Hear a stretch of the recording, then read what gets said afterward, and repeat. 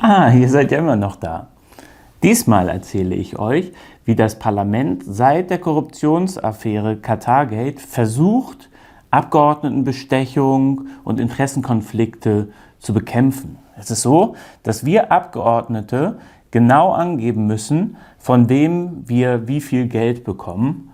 Und diese Angaben, die werden dann auf der Website veröffentlicht. Ich zeige euch jetzt mal, welche Belege wir dem Parlament geben müssen, um zu beweisen, dass unsere Angaben stimmen.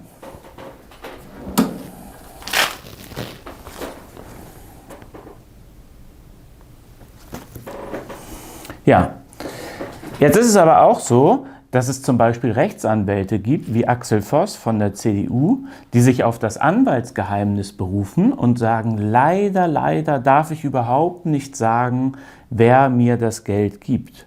Und er geht noch einen Schritt weiter. Er sagt, leider gibt es auch in meinem privaten Arbeitsvertrag eine Verschwiegenheitsklausel für das Gehalt. Er schafft es also, über seine Privatinteressen die Interessen der Öffentlichkeit und des Europäischen Parlaments auszuhebeln. Und davor habe ich großen Respekt. Es ist übrigens so, dass all diese Regeln hier ebenfalls von der CDU, CSU und den europäischen Schwesterparteien kontrolliert werden. Das heißt, auch in dem Kontext kontrollieren die sich einfach selbst. Aber es gibt noch eine Möglichkeit, das Ganze zu kritisieren.